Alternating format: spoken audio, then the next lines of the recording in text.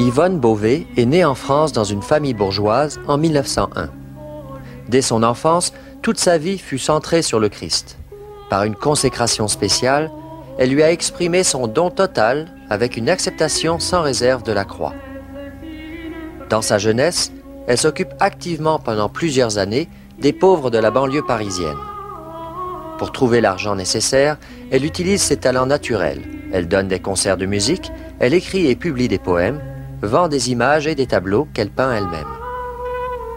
À l'âge de 26 ans, elle entre au couvent des religieuses augustines hospitalières à Malestroit en Bretagne et devient sœur Yvonne Aimée de Jésus.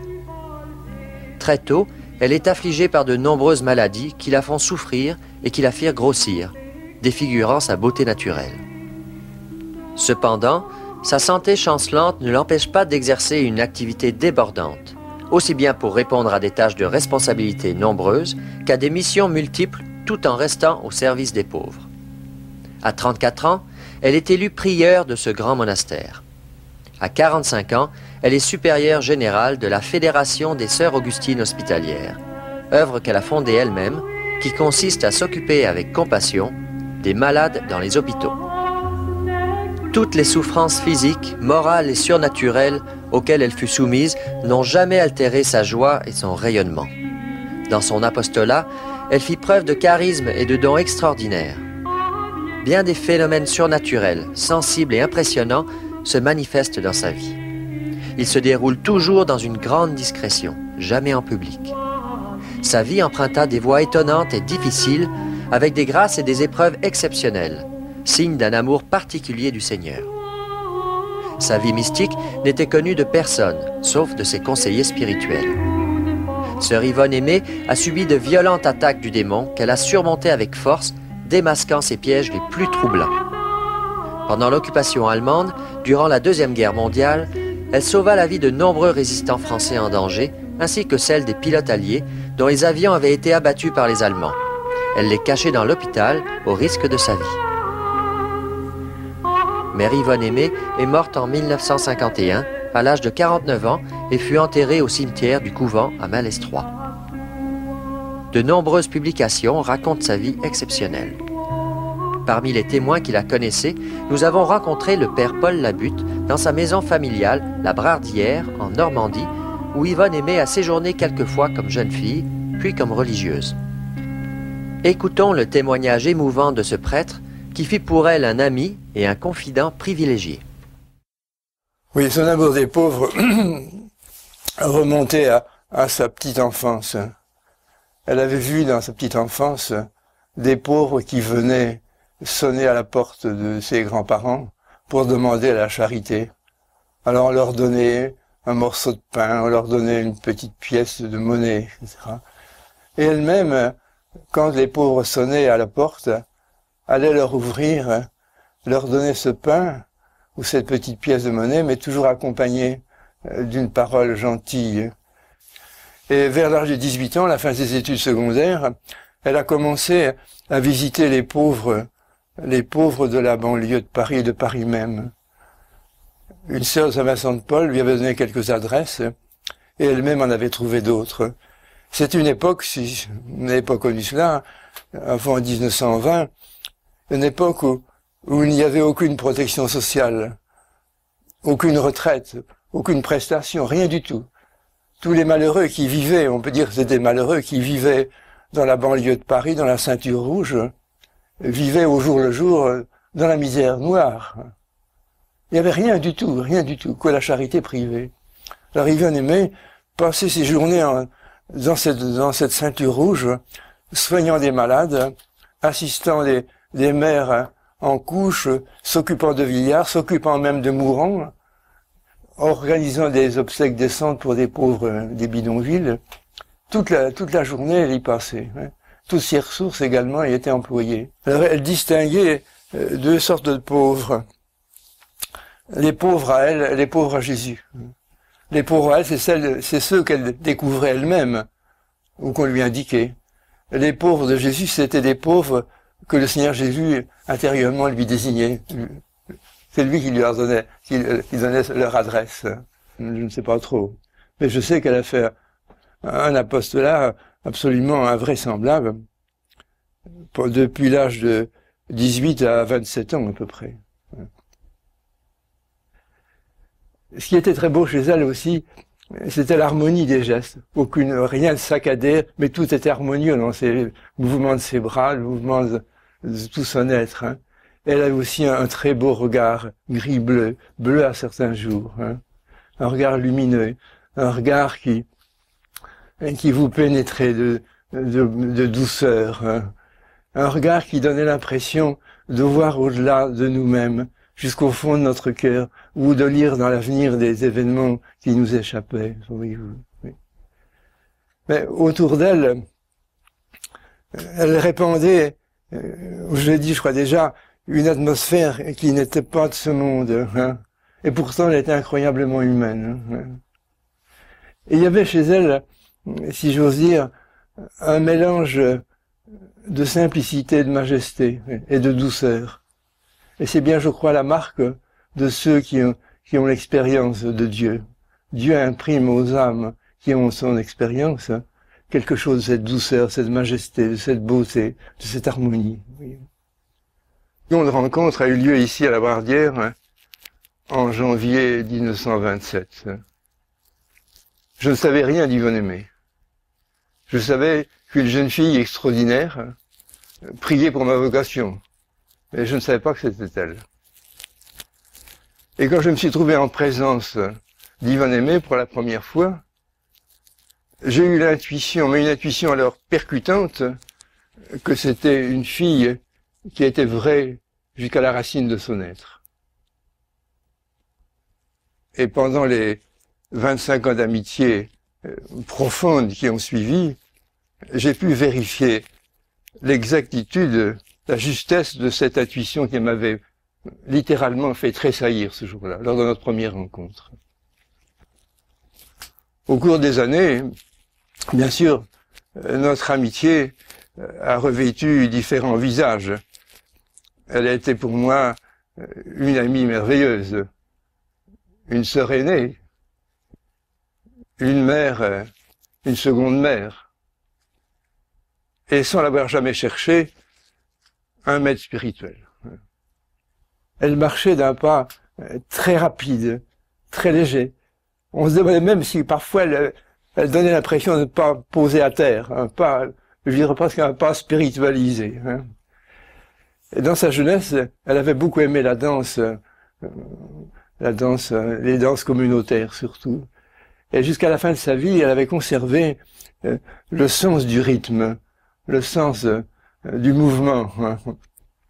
Et quelquefois, il lui est arrivé d'esquisser encore, même au couvent, quelques pas de danse en souvenir de sa jeunesse. Elle restait tout à fait marquée par ce sens du rythme. Je crois qu'elle priait d'une façon incessante, hein. Qu'elle n'était pas longtemps, quelques minutes au plus par jour, sans penser au Seigneur. Hein. Mais pour elle, la prière, c'était tantôt une prière qui s'exprimait par des mots, tantôt par un regard vers le Seigneur, tantôt par du silence. Elle vivait en continuelle union avec le Seigneur. Et on lui a demandé une fois combien de temps elle pouvait rester sans penser au Seigneur. Elle a dit, oh, quelques minutes. Marche, oui. Elle priait beaucoup, oui.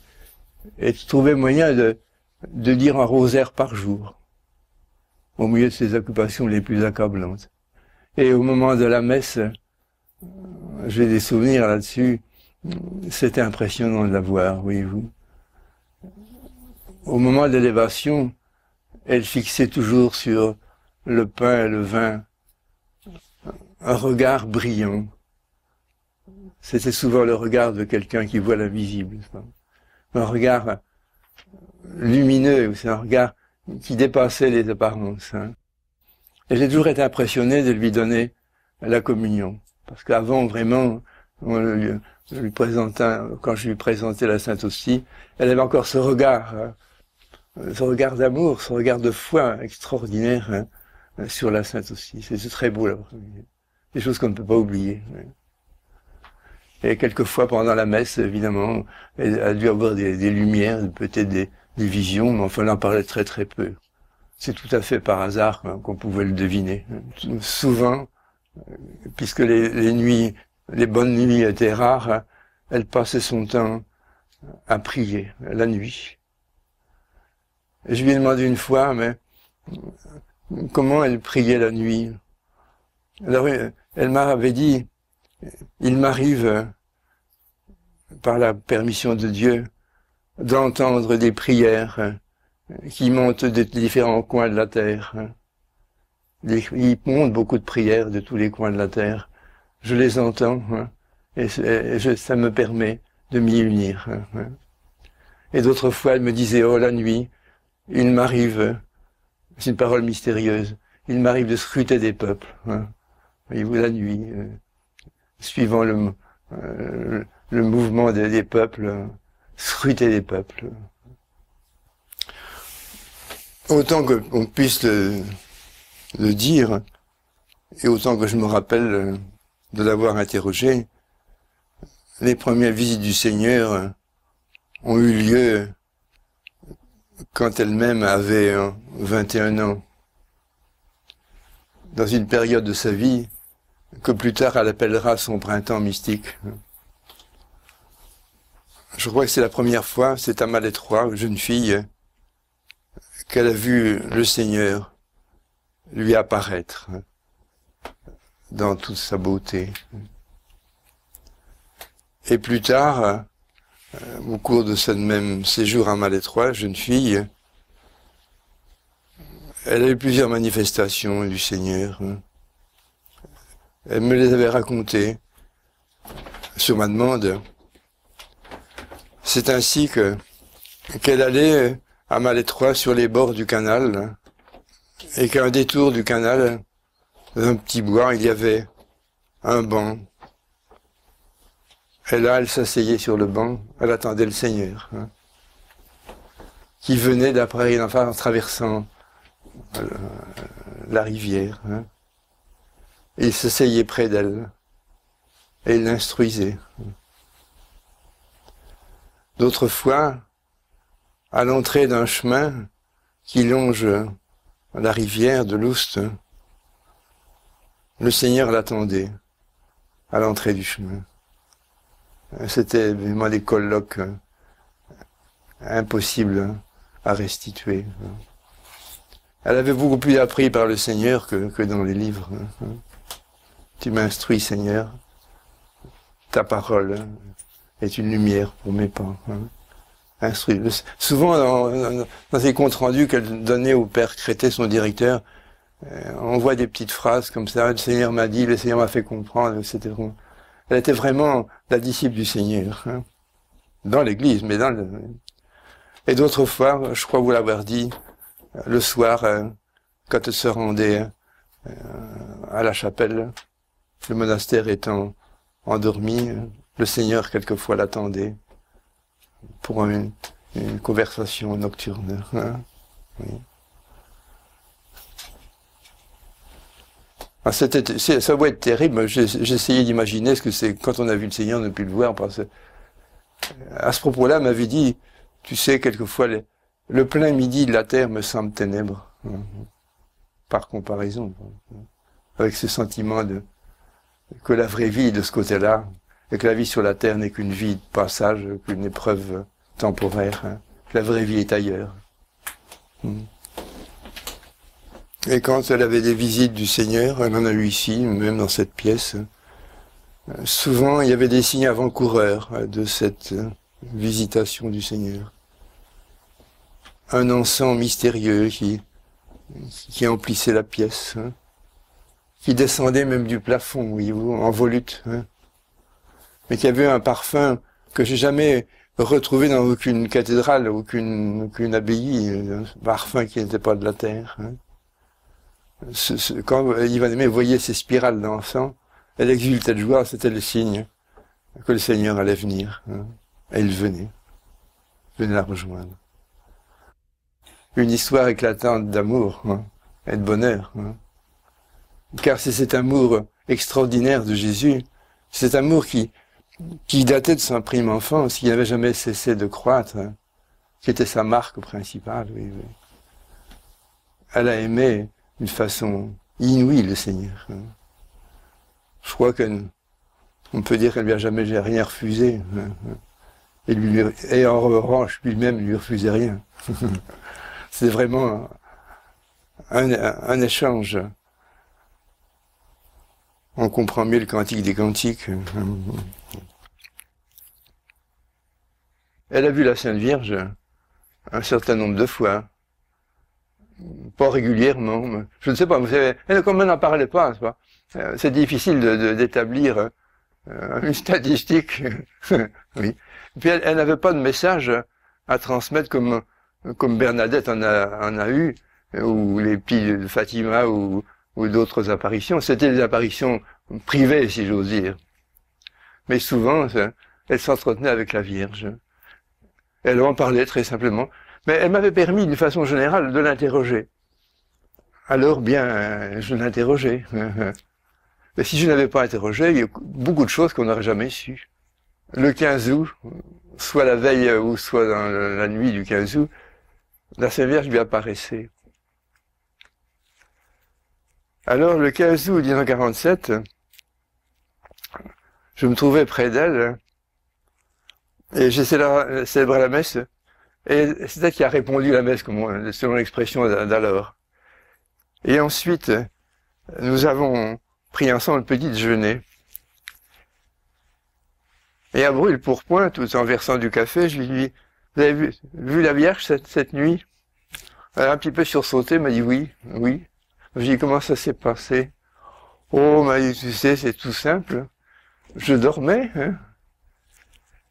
Et puis, tout à coup, j'ai ouvert les yeux, j'ai vu une grande lumière, hein. J'ai compris. Je me suis levé, la Sainte Vierge était là. Je me suis agenouillé devant elle. Et la Sainte Vierge me dit, remonte dans ton lit. Assieds-toi dans ton lit. Je suis remonté dans mon lit, je me suis assise, et la Sainte Vierge était assise sur le rebord de mon lit. Et nous avons parlé ensemble. Je lui ai dit, vous avez parlé longtemps? Oh, à peu près 1 heure, à peu près. Oui, alors je lui ai demandé, il est probablement pas possible de savoir de quoi vous avez parlé. Oh, bah dis non, bien sûr, nous avons parlé de la France. Hein. Elle dit qu'en France, on n'aime pas assez mon fils, son fils. C'est pour ça que les choses vont mal. Elle en parle de l'Église aussi, les problèmes de l'Église. C'est incroyable, n'est-ce pas, c'est une conversation nocturne. Et la Sainte Vierge disait que la consécration à son cœur immaculé n'a pas été faite suffisamment à cette époque-là. Voilà un exemple d'apparition. Mais c'était très laconique, le compte-rendu qu'elle a donné. Et quand elle faisait des conférences assez religieuses sur la Sainte Vierge, elle donnait la doctrine traditionnelle. Elle ne faisait jamais état des apparitions qu'elle avait reçues. Quelqu'un qui aurait été un peu attentif aurait senti peut-être une vibration dans sa voix, une vibration spéciale qui témoignait d'une expérience intime, mais jamais elle disait j'ai vu la Sainte Vierge. C'était pour les curieux comme moi. Une autre fois, la Sainte Vierge lui est apparue, c'était en 41, ça je crois. Et Ivan même disait, mais je sentais très bien son corps, la tiédeur de son corps, hein. Je touchais son vêtement, j'entendais sa respiration, je voyais ses yeux. Et à un moment donné, la Sainte Vierge a relevé son voile par-dessus ma tête, à la manière juive.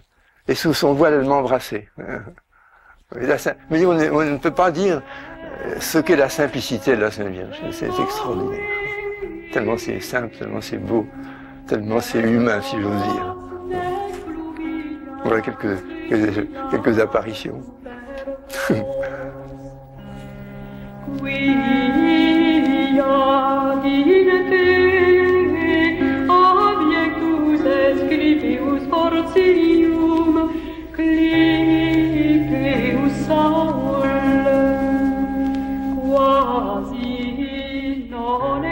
Elle habitait cette chambre où nous sommes, hein, en 41. Le matin, elle faisait son ménage. Hein. Et puis elle venait aider à la cuisine, elle venait aider à préparer le dessert. Et le plus tôt possible, elle s'en allait dans le petit bois qui est tout près d'ici, et passer des heures de prière. Et une fois, justement, je suis allé la chercher au petit bois, hein, et j'ai entonné, sans réfléchir, le Gloria in excelsis des anges. Gloria in excelsis. D'une façon irréfléchie. Et aussitôt, il venait, les mecs qui venaient devant moi, son visage s'est illuminé de bonheur. Oh, oh, oh. Et quand nous sommes remontés ensemble, je lui ai demandé, mais qu'est-ce qui s'était passé? Il m'a dit que, quand vous avez entonné le Gloria, j'ai entendu mon ange qui disait, venez vite au petit bois, notre sœur Yvonne aimée est là. Et le bois, c'est un pied d'ange. Elle vivait avec ses anges, avec 2 anges. Elle avait un ange, un grand, si j'ose dire, et un petit. Le grand s'appelait l'humaine, le petit, les tarés. Mais elle vivait constamment avec les anges. Elle ne les voyait pas toujours, remarquez, mais elle vivait vraiment en leur présence. Oui, oui, oui. Et malheureusement aussi, elle voyait le démon, c'est pas qu'il est un mauvais ange. Hein. Elle l'a vu dans cette pièce ici, où nous sommes. Hein. Un soir de septembre 41. Nous sommes venus, ma tante et moi, pour la voir, et nous l'avons trouvée dans l'angle de la pièce, poussant devant elle un guéridon pour se protéger d'un adversaire qui pour nous était invisible. Elle avait le visage décomposé par la peur, et alors que c'est une fille qui naturellement n'avait pas peur, qui a résisté à la Gestapo. Mais là, elle a été décomposée devant le démon. On sentait pousser la table pour se protéger littéralement, matériellement. Nous avons vite compris qu'il s'agissait d'une, comment dirais-je, pas d'une obsession, mais d'une oppression satanique. Et de fait, il y a eu pour nous un signe de la vérité de ces interprétations. La pièce ici, qui était fraîche au mois de septembre, s'est emplie d'une chaleur intense, intense. Peut-être, je ne sais pas moi, 80-100 degrés. Si bien que ma tante et moi-même, nous avons senti la chaleur nous pénétrer, nous traverser. Et la sueur a ruisselé, non, elle a coulé sur nos joues. C'est pour nous un signe, pour nous montrer la réalité de l'oppression satanique. Et combien de temps a duré cette fois? Peut-être un quart d'heure, je ne sais pas trop. Hein. Et il me mettait toujours dans l'angle de la pièce avec son visage de terreur, absolument. Et petit à petit, la chaleur a baissé, la température est devenue normale. Il venait était quelques instants avant de raccrocher. Et là, dans l'angle de la porte, en quittant, je lui ai demandé à mi-voix, c'était bien le démon, n'est-ce pas? Elle m'a dit oui, c'était lui. Elle a parlé d'autre chose. Et vous voyez, comme je le disais, elle passait d'un monde à l'autre avec une facilité extraordinaire. D'autres fois, enfin, je parlais avec elle de théologiens qui disent que le démon n'a pas d'existence personnelle, que c'est le symbole des forces du mal, des forces obscures. Alors elle m'avait répondu, je voudrais bien que ces théologiens-là, le soir, quand ils vont se coucher, trouvent le démon au pied de leur lit. Peut-être ils y croiraient. Ouais, c'est une bonne réponse. Hein. Il était quelqu'un pour elle, quelqu'un, mon adversaire. Je l'ai vu ailleurs, hein, à Malétroit, je l'ai vu déchiré par le démon, absolument. Ce petit fait, je me trouvais avec elle, il y avait l'évêque de Bayeux-Lisieux qui était là, et 2 autres religieuses, une autre religieuse plutôt, et moi-même. Et la conversation portait sur des choses tout à fait matérielles. On parlait de colis, une provision envoyée aux Parisiens qui avaient faim. Mais il n'y avait pas du tout de préparation psychologique. Je sentais bien qu'Yvonne Aimée n'était pas tranquille, que tout en répondant prenant part à la conversation, elle était sur ses gardes. Et à un moment donné, elle a poussé un petit cri légèrement, puis ses bras sont tombés de chaque côté du fauteuil, Et sur sa gain blanche, là, j'ai vu 3 raies rouges de sang qui se sont imprimées.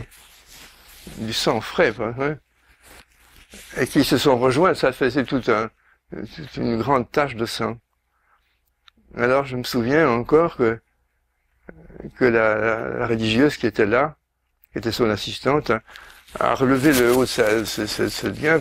J'ai vu l'eau des chairs, hein, qui était déchiquetée, mais l'image qui m'est venue à l'esprit, c'est qu'elle avait été déchirée comme par un croc de boucher, vous savez, qui laboure. Là. Et il y avait des cicatrices dans ce sens-là, c'était labouré dans l'autre sens. Alors à ce moment-là, je suis parti, bien sûr, et la sœur a fait des pansements. Mais j'ai vu aussi d'autres fois des exorcismes qui ont été faits pour elle par l'évêque de Bayeux et Lisieux.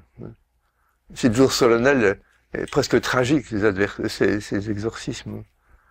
L'Église ordonne à Satan de lâcher cette personne, hein, cette fille de Dieu, de la laisser tranquille, de retourner dans les abîmes. Il est le prince du mensonge, le prince des ténèbres. C'est effrayant comme liturgie. Et ce soir-là, elle avait été attaquée par le démon. L'évêque de Bayeux-Lisieux était présent, l'assistant de Mary Véné aussi, son infirmière et moi-même. Et on peut dire que peut-être de 9 heures du soir à 1 heure du matin, c'était un combat. Hein. Les blessures se faisaient, on voyait le sang rougissait, ses vêtements par derrière, par devant, etc.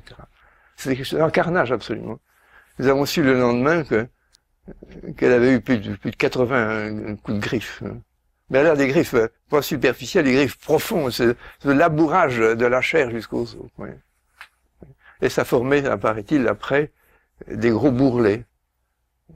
Je les ai vus plus tard, quand on a exhumé. J'ai vu ces gros bourrelets. Il y avait des gros comme mon petit doigt. Le médecin me disait, c'est signe que la déchirure avait été profonde. C'était vraiment des combats terribles la nuit. Le lendemain, elle circulait dans son monastère comme si rien n'était. Personne n'en savait rien. Après la mort d'Yvonne Aimé, j'ai eu l'occasion, pendant plusieurs années, de rassembler sur elle un certain nombre de témoignages de tous ordres. J'ai essayé de constituer un dossier spirituel, bien sûr, un dossier graphologique, un dossier médical aussi, un dossier psychologique. Toutes ces disciplines ne sont pas des sciences exactes, bien sûr, mais leur convergence au sujet de Mary Vénémé est extrêmement impressionnante. On peut dire que le résultat final de ces enquêtes pourrait être celui-ci. Elle était émotive, hypersensible. Du reste, m'avait dit, la moindre souffrance et la moindre joie retentissent en moi. Alors voilà le résultat, en résumé, de tous ces dossiers. Aucune névrose, aucune simulation, même inconsciente, aucune hystérie, aucune pente hallucinatoire, aucune divagation imaginaire, aucune trace de morcellement, la tendance contraire dominée. Discipline personnelle, solidité mentale, bel et constant équilibre nerveux, harmonie des facultés, unité de la personnalité. C'est ce qui ressort donc de toutes les enquêtes médicales, psychologiques ou graphologiques. Par exemple, j'ai demandé à un professeur de faculté, un grammairien, d'étudier la syntaxe de Mary Vénémé. Mon père Roland est professeur à l'Université catholique d'Angers. Il m'a dit de sa syntaxe, on ne peut pas déduire que c'était une sainte. Mais on peut dire que c'était une femme admirablement équilibrée. Même constatation par Madame Monod, qui a étudié l'écriture d'Yvonne Aimé. Madame Monod nous avait été indiquée par le Carmel de Lisieux, car elle avait étudié l'un des manuscrits de Sainte Thérèse.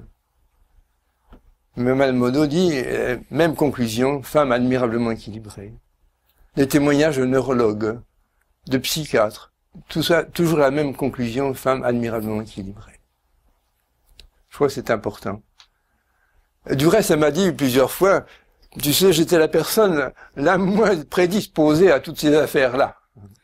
C'est vrai qu'elle n'était pas imaginative, pas du tout, vraiment aussi le minimum d'imagination, mais pas du tout vivant dans les rêves. Elle était très concrète, très pratique, les pieds sur la terre, etc. Voilà ce qu'on peut dire de sa santé, le sous-sol de sa vie spirituelle. Les choses les plus étonnantes de la vie d'Ivan Aimé, c'était les recherches d'hosties profanées qu'elle faisait. Oui. Ça avait commencé, je crois, en 1923. Je dis approximativement. Elle était jeune fille et elle allait à la messe à Notre-Dame-des-Victoires. Elle a dû voir une personne qui, ayant communié, avait repris l'hostie, mis l'hostie dans son sac et était partie. La petite Yvonne Aimé, qui avait une foi extraordinaire dans le mystère de l'Eucharistie, la présence réelle du Seigneur, était bouleversée. Je crois qu'elle a fait des recherches pendant 2 jours pour retrouver la personne. Elle a réussi à retrouver la personne et l'hostie qui avait été emportée. Et c'était le début de recherche d'hosties profanées, soit à Paris, soit dans certaines villes de France, soit même à l'étranger. Une fois, elle était jusqu'à Cologne, chercher une hostie profanée. Alors tantôt, elle devinait que des hosties étaient profanées. Elle le devinait par science humaine.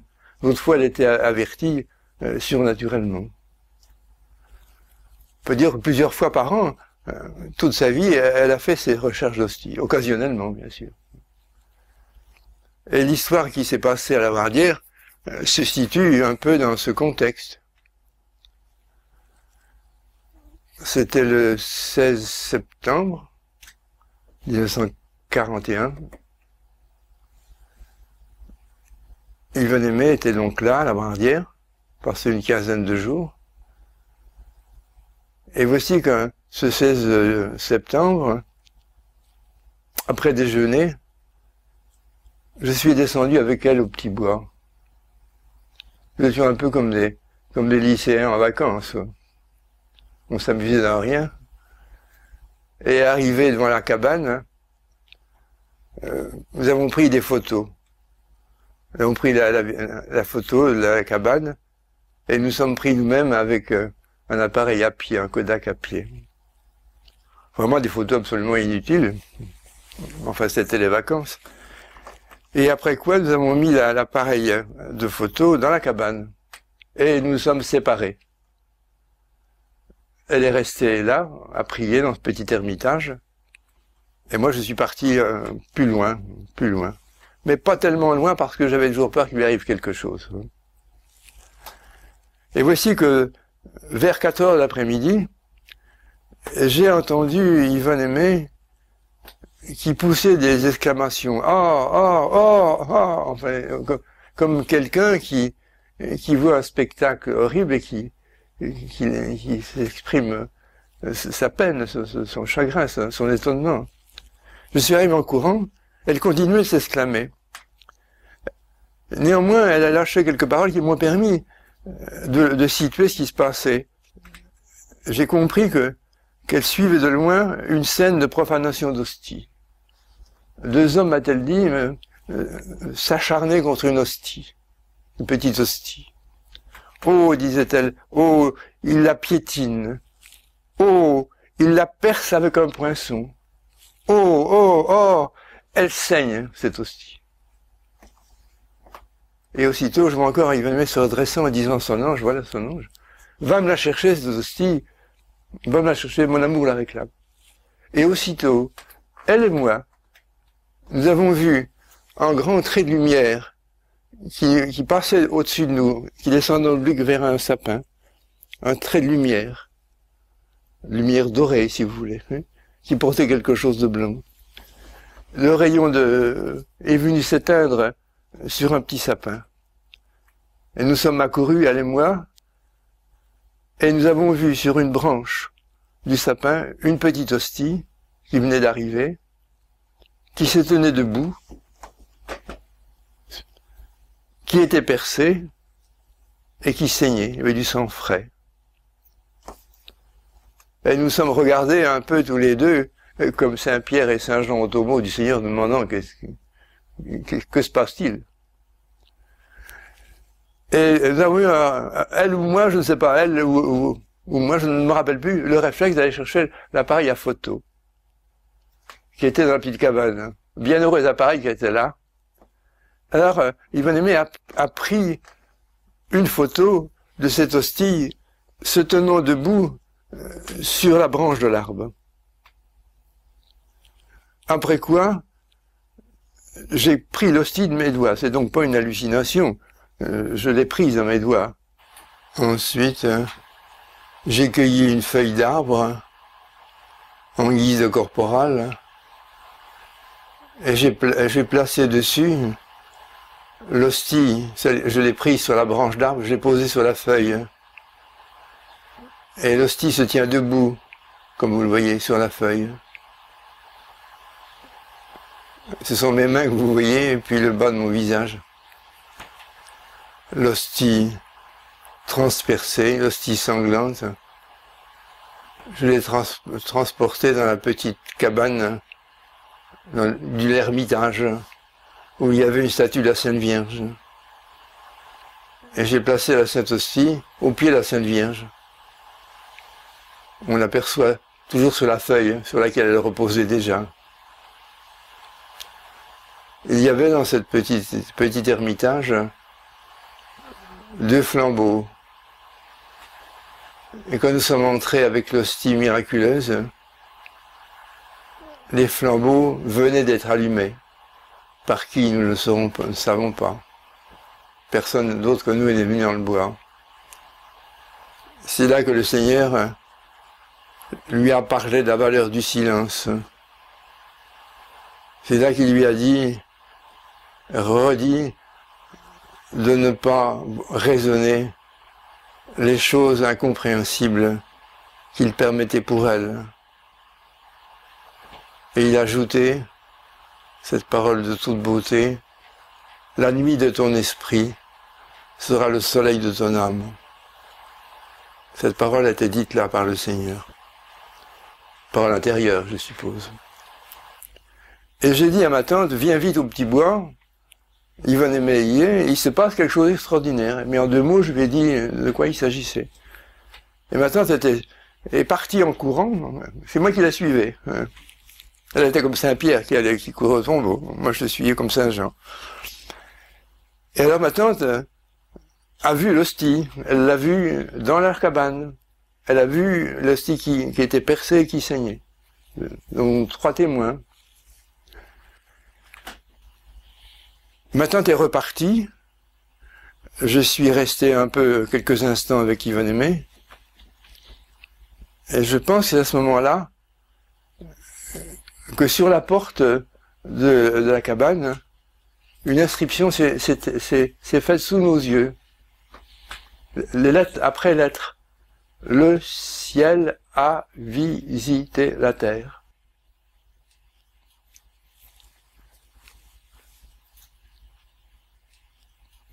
Et voilà que le soir, à la nuit tombante, je suis redescendu au petit bois pour revoir l'hostie et Yvonne Aimé. Et Yvonne Aimé me dit, il faut ramener cette sainte hostie à la maison. Alors, ce qui s'est passé, je n'oublierai jamais, parce que c'était vraiment unique. Je portais l'hostie sur la feuille d'arbre, l'hostie qui était percée et qui saignait. Yvonne Aimé me suivait, et tout le long du bois, nous chantions des hymnes au Saint-Sacrement. Je me vois toujours dans la chute du jour, passant sous les arbres, là, et tenant le Saint-Sacrement qui saignait. Et à un moment donné, sans réfléchir, je ne réfléchis pas toujours, vous voyez, je me suis tourné, et j'ai donné l'hostie à porter à Yvonne Aimé. À cette époque-là, c'était évidemment quelque chose de défendu, que les laïcs ou les religieuses puissent toucher Saint-Sacrement. Moi, je me suis dit, on est au-delà de la loi. On est au-dessus de la loi, là, puisque l'hostie arrive de façon miraculeuse. Et Yvonne acceptait sans discuter de la porter. Et ça pose un petit problème, car il s'agissait de revenir à la maison sans être vu du restant de la famille. En arrivant ici, nous avons mis l'hostie dans l'armoire qui est derrière moi, là, au milieu de linge bien blanc. Et nous sommes revenus nous mettre à table. Et on nous attendait pour dîner. Je me demande si maman n'était pas impatient de notre retard. Et pendant le repas, nous avons parlé de tout, excepté de ce qui venait de se passer. Et d'ordinaire, après le repas, quand Yvonne Aimée était à la Bardière, elle restait comme font les dames, les femmes, à aider à desservir, à faire la vaisselle, à parler, à remettre les choses en ordre. Ce soir-là, par extraordinaire, elle a demandé à se retirer dans sa chambre. J'ai bien compris pourquoi. J'ai dit, elle va reprendre son adoration devant le Saint-Sacrement. Je suis venu avec ma tante lui dire bonsoir, et nous l'avons trouvé couché, avec un visage qui laissait présager des souffrances extraordinaires. Oui, un visage de douleur, mais de douleur au-dessus de la normale. Hein. Je commençais à connaître un peu les signes avant-coureurs. Et ma tante a dû quitter, je suis resté seul quelques minutes avec elle, avec Yvonne Aimée. Et à un moment donné, là sur le lit, où elle s'est renversée encore davantage, comme ça, enfin, se tenant le cœur, et me disant, va chercher ta tante, je suis blessé au cœur. Alors je suis allé vite chercher ma tante, qui faisait la vaisselle, je lui dis, reviens, Yvonne Aimée est blessée, elle saigne. Alors ma tante est arrivée hein, et a vu de quoi il s'agissait. Elle a déchiré un morceau d'étoffe, elle l'a mis sur le cœur d'Yvonne Aimée, et m'a donné, il y avait une empreinte d'une blessure, toute fraîche, avec du sang, et on voyait bien là, comment dirais-je là, le fer de lance qui avait ouvert le cœur, oui. Et une seconde empreinte également. Et oui, sur le moment, quand on vit des choses comme ça, on n'a pas le temps de beaucoup réfléchir. Hein. Je n'ai pas fait le parallèle hein, entre les événements l'après-midi et les événements du soir. L'après-midi, l'hostie avait été percée, et le soir, c'est le cœur d'Yvonne Aimée qui avait été percé. C'est elle, finalement, qui avait reçu le coup. Alors, nous avons voulu, ma tante et moi, rester près d'elle hein, pour passer la nuit. Hein. Elle dit non, allez vous reposer. Je ne vois plus, je ne sais plus dans quel monde je suis entraîné. Je souffre trop, ça ne sert à rien. Je souffre trop, allez vous reposer. Venez demain seulement. Alors, la mort dans l'âme, nous sommes allés nous reposer. Hein. Et le lendemain, quand nous sommes descendus, elle n'était pas là. Elle n'avait pas pu se lever. Elle était brisée, fatigue, de souffrance. Nous sommes venus la voir. Elle est incapable de se lever. Elle avait donc cette blessure au cœur. Hein. Elle avait des blessures aux mains et aux pieds. Moi, je ne les ai pas vues cependant, mais je les suis après. Et puis, elle avait vécu des heures de passion. Elle avait vécu notamment le portement de croix, enfin, que sais-je. Et de temps en temps, 1 heure de sommeil, et puis ça repartait, ça recommençait. Mais elle était littéralement, oui. Alors, je lui ai demandé, mais que faire de cette sainte hostie? Il m'a dit, il faut la donner en communion. Et c'est elle qui a communié.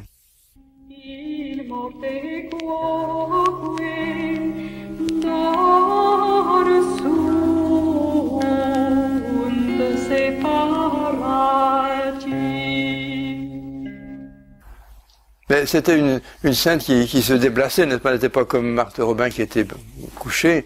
Elle marchait. Alors souvent, elle marchait avec des stigmates. Hein.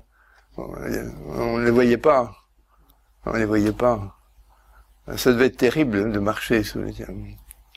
Oui. J'ai vu une fois, au moins, j'ai vu ses mains percées, le jour à travers. Hein. Là, dans la paume. Vraiment, on voyait à travers, quoi. Ça. Oui. D'autres fois, on pouvait... Moi, je ne l'ai pas fait, mais des amis l'ont fait. Mettre le pouce et l'index, et on sentait très bien que le pouce et l'index se rejoignaient hein, dans le fond, le creux de sa paume. Oui. Alors ceci se situe en février 1943 à Paris, au moment des grandes rafles de la Gestapo. Ce mois de février, j'étais venu travailler à Paris, à la JAC, au siège de la JAC, avec les aumôniers nationaux. Et entre les séances de travail, je me rendais au petit couvent de Mairie-Venemain pour le couvert et le gîte. Et j'avais remarqué, surtout un jour, qu'elle était toute tremblante un peu. Enfin, c'est un peu trop fort, mais toute angoissée plutôt, le mot serait plus exact. Et elle m'a dit, je vais être arrêté par la Gestapo. Et ça approche. Mais je lui ai dit ce que vous auriez dit vous-même, et puisque tu es averti, sauve-toi, disparais. Mais je suis obligé de rester, le Seigneur veut que je reste à Paris. Je vais être arrêté. Vraiment, elle était angoissée comme jamais vu angoissée. Du moins sous cette forme-là. Ça m'a aidé à comprendre ce que le Seigneur Jésus a pu souffrir les jours qui ont précédé son arrestation. L'angoisse. Le compte à rebours. Et je suis rentré, la mort dans l'âme, demandant qu'est-ce qui allait se passer. Et quelques jours plus tard, un soir, chez moi à Flers, dans l'Orne, j'ai reçu un télégramme. Alors le lendemain matin, j'ai décidé de prendre le premier train vers 9h, qui devait m'amener à Paris vers midi et demi. Les trains n'allaient pas très vite dans ce temps-là. Et voilà que ma mère, qui était chez moi, ma vieille mère, sachant que j'allais à Paris, m'a dit « Oh, je vais t'accompagner ». Ça m'arrangeait pas d'avoir maman. Je dis que maman ne savait rien de tout ça. Et maman me disait, m'avait dit autrefois, Yvonne Aimée c'est une sainte. Moi j'aime une sainteté comme ça. Au moins il n'y a rien d'extraordinaire dans sa vie. On peut l'imiter, il n'y a rien d'extraordinaire dans sa vie. C'est pour montrer que, comme toutes ces choses extraordinaires dont nous parlons se passaient dans le silence, dans la discrétion, etc. Ma mère et moi, nous descendons et nous prenons le couloir qui devait nous mener au métro Montparnasse. Je ne sais pas si ce couloir existe encore, mais c'est un couloir très long. Et ma mère, que je devais accompagner, c'est elle qui marchait devant. Moi, je suivais par derrière. Elle est arrivée la première sur le quai du métro. Moi, je suivais peut-être à 10 mètres derrière elle, mais j'étais séparé de ma mère par un flot de voyageurs. J'étais encore dans le couloir qui allait déboucher sur le quai. Sans réfléchir, je me retourne, je me trouve en face d'Yvonne Aimée, derrière moi. Habillé en civil, portant des lunettes noires et un chapeau de feutre relevé, un manteau grenat, un feutre, je ne me rappelle plus de couleur il était, mais enfin un feutre relevé.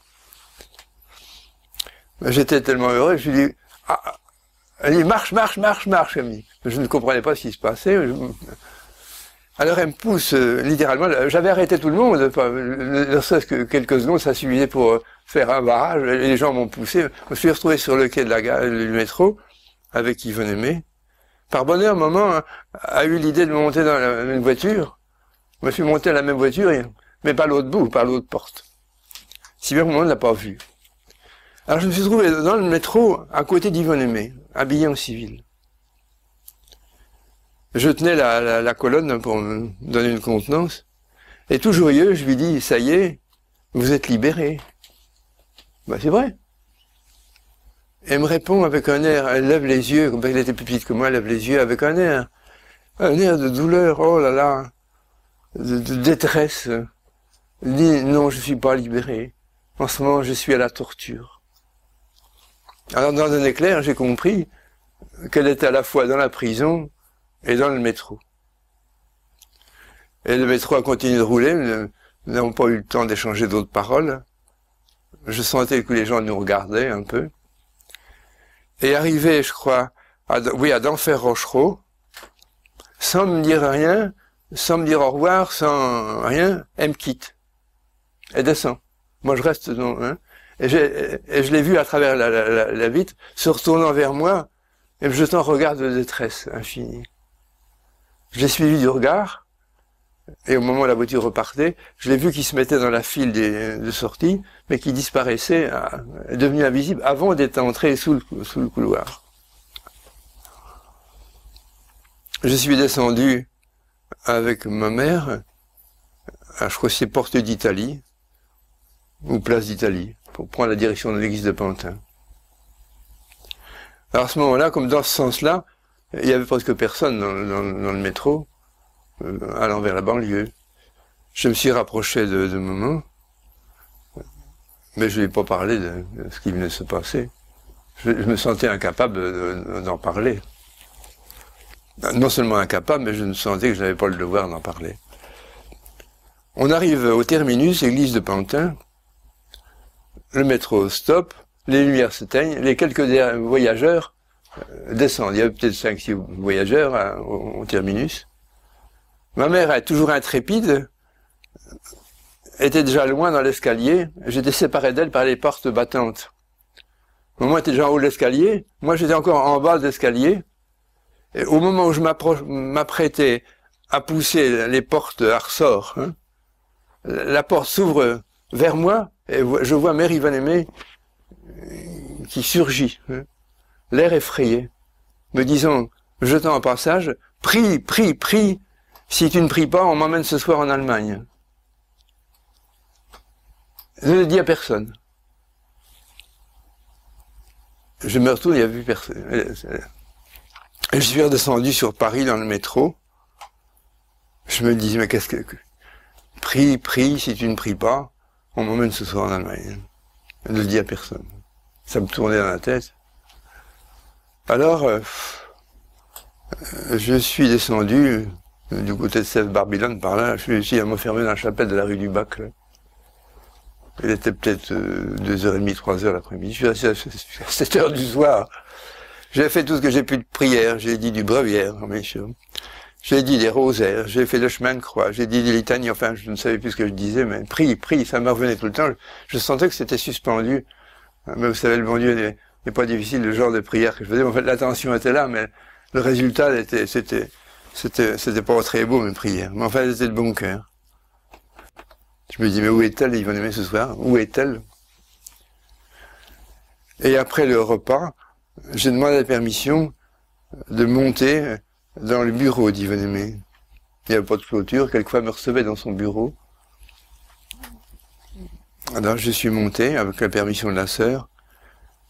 Et la sœur, s'appelait sœur, comment Vincent Ferrier, je crois, s'est assise sur la marche de l'escalier, auprès de la porte d'entrée, auprès de l'escalier, sur la marche. Je suis monté dans la chambre, dans le bureau de Mère Yvan-Aimé, et la première chose que j'ai vue, c'était son courrier, qui était accumulé depuis 2 jours, non décacheté. Alors, je me suis mis, j'étais fatigué aussi, je me suis mis à aller de long en large en disant encore du chapelet, entre la cheminée et son bureau. Je faisais les 100 pas comme ça en disant « Je vous salue Marie, je vous salue Marie ». Et à un moment donné, j'ai entendu un bruit. Le bruit que fait, c'est l'image qui s'est mise à l'esprit, l'image d'un cavalier botté qui saute de cheval. Les deux, puis paf. Je me retourne, Yvan-Aimé était là au pied, à l'angle du bureau. Les portes fermées et tout. J'étais surpris. Alors je l'ai saisi par les poignets. Je sais pas pourquoi, j'ai pas beaucoup réfléchi dans tous ces épisodes-là. J'ai souvent des... Alors je la tenais dure, Elle s'était dit, laissez-moi, laissez-moi. Et puis elle reculait, on a renversé, on a déplacé des fauteuils, enfin, elle se débattait. Si bien que des sœurs qui étaient en dessus se demandaient qu'est-ce qui se passait. Puis petit à petit, elle s'est apaisée. Elle a regardé autour d'elle, elle m'a dit, où suis-je ici, où suis-je ici? Elle a regardé, mais je suis dans mon bureau. Et puis elle me regarde, mais c'est toi, Paul, qui est ici? Ah, je comprends maintenant, je comprends maintenant. C'est mon bon ange qui m'a ramené. Alors le lendemain, je l'ai revue, le lendemain, elle m'a raconté comment elle avait été arrêtée, comment elle avait été mise dans un panier à salade, comment elle avait été torturée, flagellée par un bourreau qui était français mais qui était au service des Allemands, et comment on l'avait mise le long d'un mur, la tête, le cou dans un anneau. C'est à ce moment-là qu'elle m'était apparue dans le métro. Ben oui, cette arrestation, presque personne ne l'a su. À Malétroit, dans son monastère, il y a eu une sœur ou deux qui l'ont su, une amie de Paris, puis moi. Et encore une autre fois, alors c'était en 42, sur son dernier séjour. Une après-midi, je suis venu la voir. Et quand je suis entré dans sa chambre, son cœur est illuminé. Je veux dire par là que vous ne voyez pas le cœur, si vous voulez, vous voyez une tache de feu mouvante. Tache de feu sur son cœur. J'ai regardé, j'ai mis ma main dans cette lumière. Et à ce moment-là, vraiment, elle était embrasée d'amour de Dieu, tellement que son cœur brûlait. On chante dans le Veni Sancte, on vient, Esprit Saint, remplit le cœur des filles, elle embrasse d'amour le cœur des filles. Elle vivait cela, embrasée d'amour pour le Seigneur. Aujourd'hui, la journée a été spécialement pénible. Non pas que j'ai souffert davantage, mais j'ai dû faire tellement d'efforts pour me tenir en équilibre. Je sentais les âmes m'appeler. Je me sentais embrasée d'amour pour les sauver, et en même temps si impuissante, si misérable, pour réaliser quoi que ce soit. Alors, ma ressource a été encore une fois de me jeter dans l'abandon et d'offrir minute par minute mon cœur, mon âme, mon corps, ma volonté, tout. Et cela m'a donné ce soir une paix si douce, car j'ai senti que c'était vraiment l'abandon qui plaisait à Dieu, que c'était la plus belle offrande qu'une petite créature pouvait faire à son Créateur. Ah, que m'importe que ma vie soit tissée d'incompréhensibles choses, elles sont toujours un enchaînement des desseins d'amour de Dieu sur moi. Moins je comprends, plus j'aime. Moins je raisonne, plus il m'aime. Ma voix est sûre, c'est la voix des anges, qui jamais ne font attendre Dieu, et adorent, et accomplissent avec amour, promptitude et joie tous ses vouloirs.